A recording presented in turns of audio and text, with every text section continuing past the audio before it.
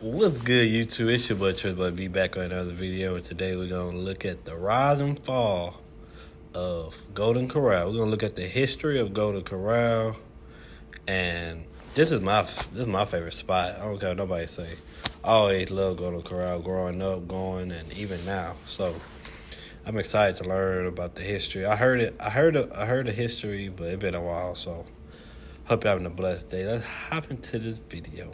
House, if you can believe that. See, back in the 1970s and the 1980s, there was a trend in the industry where all these restaurants opened that specialized in selling lower-grade steaks for only a few dollars. It was appealing to many customers because it allowed them to take their family out for an affordable steak dinner, which in the past would have been a much more classy and expensive experience. These budget steakhouses typically had a southwestern theme, with the biggest chain being Ponderosa. Well, in the early 1970s, James Maynard and William Corral were trying to break into the restaurant industry by opening one of these steakhouses in North Carolina. They started out by applying to Ponderosa along with some of the other similar chains to open their own franchise, but after being rejected by all of them due to lack of experience, they were able to raise enough money to start their own original concept. At first, it was called Golden Steer, but after issues registering the name, they quickly changed it to Golden Corral. They stood out from the others by offering fresher and slightly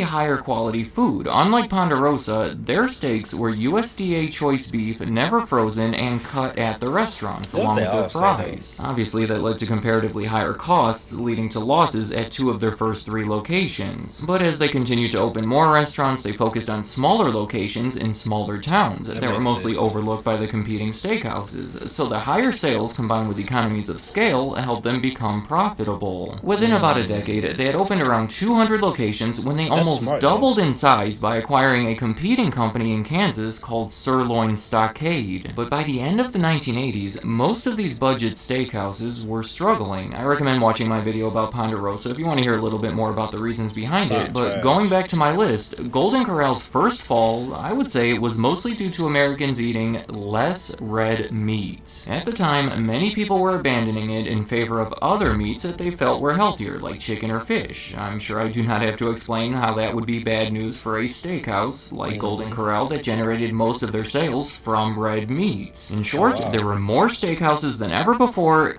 And I think around that time, it was a while, like a year or two ago, I did the video about the food pyramid being a scam.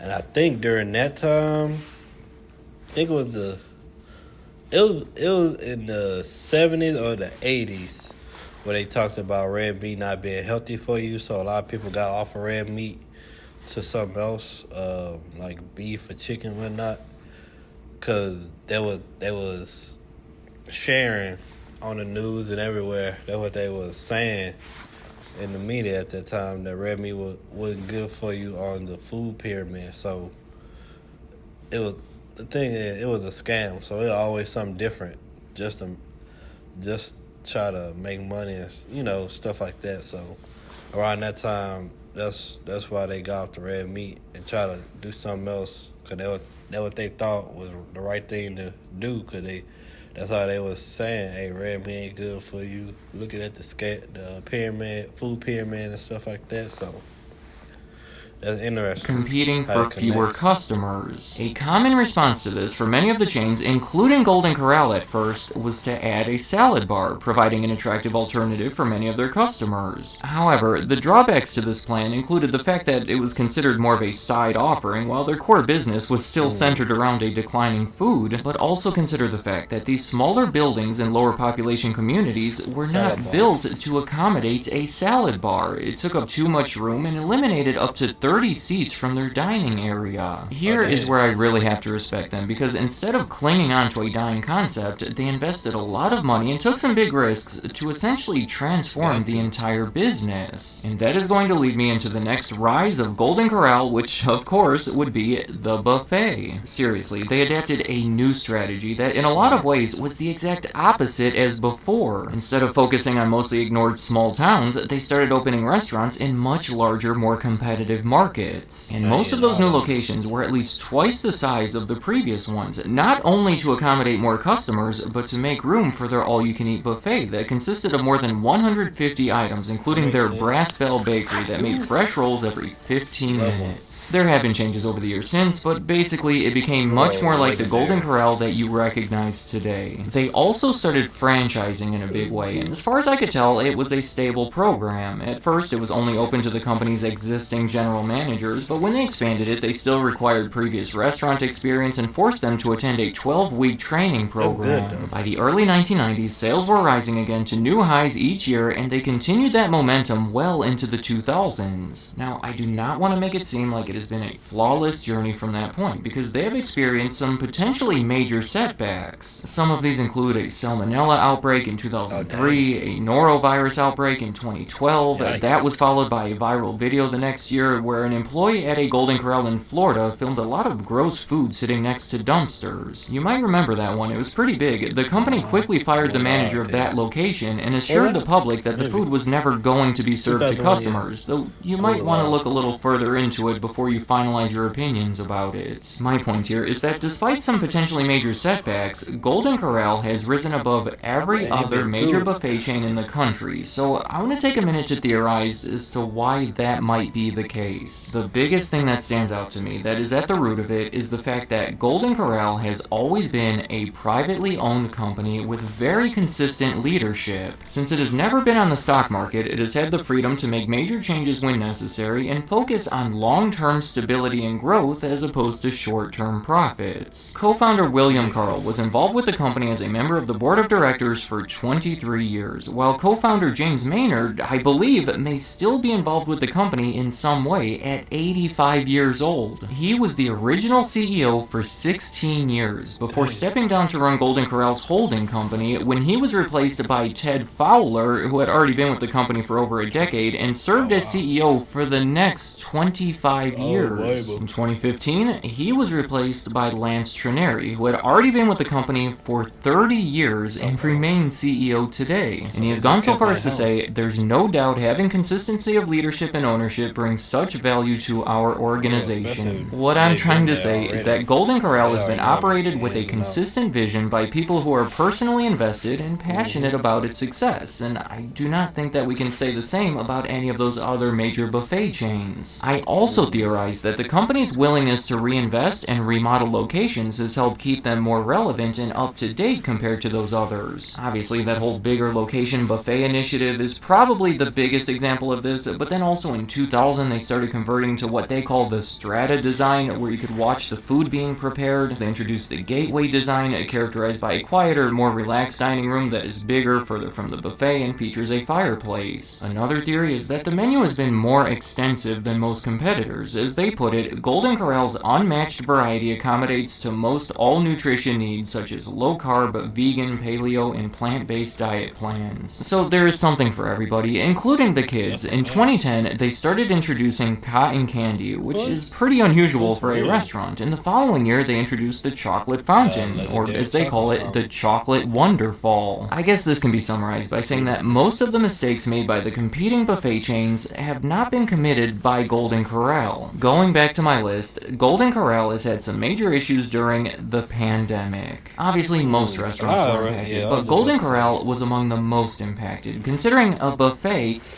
I would say a lot of buffets closed down and shut down and lost money because of that. So seeing Golden Corral being resilient and standing firm now is like, wow, it's beautiful how they just stayed afloat and they didn't go down like other companies did. So they're resilient for real. Is more of an in-person community dining experience. Not the kind of place you would think to order from online or have delivered. And potentially, when you think about it, one of the worst places to spread germs, with people getting so close to the food and serving themselves from the same utensils. Most of their locations were shut down for a while, causing some of their biggest franchisees to file for bankruptcy. Sales were more than cut in half in 2020, while they closed over 100 locations in the following years. They were forced to make a lot of temporary changes that fundamentally altered the customer's experience. They changed it so that the employees had to get the food for the customers who were sitting at the table. Of course, they didn't have drive-thrus already, so they had to kind of meet people in the parking lot to fill orders. It was a mess. I mean, this has to be one of the worst things that can happen to a buffet restaurant, and easily the most uncertain period that Golden Corral has ever experienced. But they were able to survive, bringing me to the final rise on my list that I'm just going to call surviving. There is, of course, more involved in it, but to keep it simple, Golden Corral was in a much stronger position than any other major buffet chain going into the pandemic. Competitors like Sweet Tomatoes and Old Country Buffet were not able to survive it, so now there is less competition than ever before. Just based on some of the comments from my videos about those other chains, it seems like a lot of people have switched over to Golden Corral, considering it is one of the only comparable options at this point. Sales have since recovered very close to their previous highs, despite operating so many fewer locations, meaning sales per location are stronger than they have ever been. In 2023, the CEO said, "Our company's balance sheet is stronger than it's ever been in our 50-year history. We're completely debt-free now." They even started a fast casual restaurant in Southern Pines, North Carolina called Homeward Kitchen that was rebranded as Golden Corral Favorites. It serves many of the familiar foods in a different format, so it is another example of the company experimenting with ways to stay up to date and capitalize on different trends. I just want to say that I realize there are mixed opinions out there regarding Golden Corral. I'm gonna stop it there, but go to Corral, man. That's my place. That's my joint. Don't care what nobody say. A lot of people love Golden Corral, so I see why they still here and still kicking. So I hope y'all enjoyed that. I normally don't get many things from there, but it's a few things I get: the burgers, mashed potatoes, the pizza sometimes, bourbon chicken, and what else? I don't really get no desserts like I used to back then. Now I just get 2 plates and I'm finished. It's something else I get on there. I think that's it. French fries every once in a while, but love me some Golden Corral. So y'all let me know what y'all think. Do y'all go to Corral? Have it been? What you thought of it? And y'all hit that like, share, subscribe. God, Jesus, Holy Spirit, myself love you. Y'all have a great week. Y'all stay safe, stay alert, stay out of trouble, and y'all take care. Your boy out.